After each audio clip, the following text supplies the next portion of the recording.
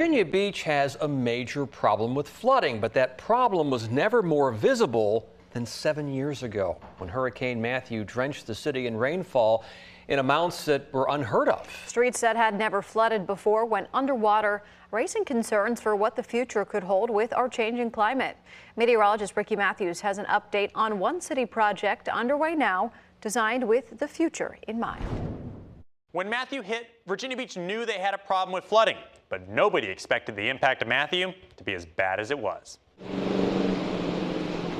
For more than 40 years, Tom Leahy worked for the city of Virginia Beach. Through Hurricanes Isabel, Sandy, and Irene, he saw what storms could do, battering waves, high winds, and flooding. But none of those storms prepared him for Matthew. It was just a terrible, gut-wrenching time. His career spanned several departments, including Public Works. Our systems are designed to keep the water out of the roads at a 10-year storm, keep the roads barely passable in a 100-year storm.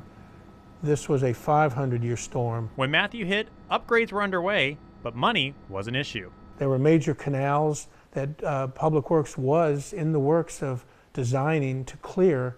If they had had a few more years before Matthew hit, things would have been vastly better. Following Matthew, demand for action was high, and now the city of Virginia Beach has over 20 projects planned across the city to combat rising sea levels and rainwater flooding.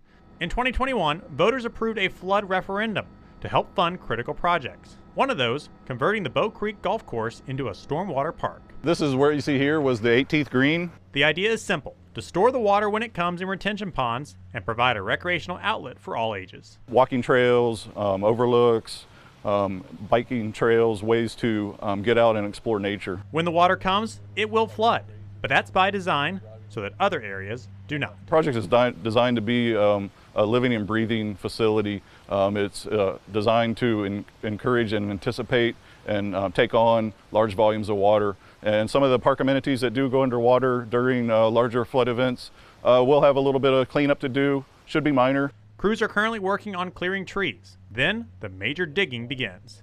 Over the next 3 years, trails, updated parking, kayak launches, overlooks, and multi-use trails will be constructed. Another phase of the project will expand the park in the coming years. When finished, it'll tell a story that started with unwanted water and now morphs into living with the water. A 100-year flood or 500-year flood, those are, obviously we know those are becoming more frequent. The goal is to be able to take on and contain as much of those stormwaters in any level of those types of storms. Remember, this project is just one of many ongoing or planned across the city to address flooding. While this one step will not eliminate flooding entirely, the goal is to minimize the impacts. We've linked the status of this project and other projects across the city on our website, wavy.com. Meteorologist Ricky Matthews, 10 on your side.